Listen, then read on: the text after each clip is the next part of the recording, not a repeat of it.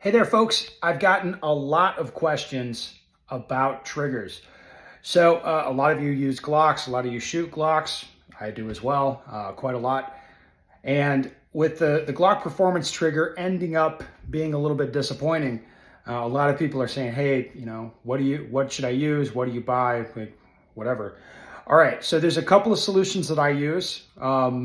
That have been good for me. First, the spring kits from Terran Tactical. I forget what it's called, but he has a kit of springs. You put that in, it lightens everything up pretty nicely. And if you like the factory trigger, the factory shoe, you can use that, and that trigger kit works pretty good.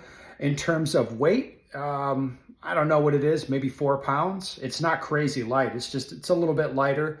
And in terms of reliability, it's pretty good unless you're on really hard, like military, like ball ammo primers or whatever.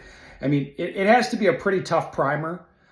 Before that, I've seen that kit struggle. And like when I've been using like a gun set up that way, if my gun's not popping primers, factory Glock setups aren't popping primers either. In my experience, that's what I've seen. So the Terran Tactical Spring Kit, that's a good one to look at. The other thing I've been using a lot is the Apex trigger kit. I think it's the competition kit, but it's the flat face trigger with a change of springs, I think, as well. And that kit, again, it's been reliable. Factory setups are going to have trouble popping stuff before, at the same time as that thing does. Maybe not before, but at the same time, it's pretty reliable. And if you like the flat face trigger, that's a good one to check out from Apex. Those two setups I've personally used and I like.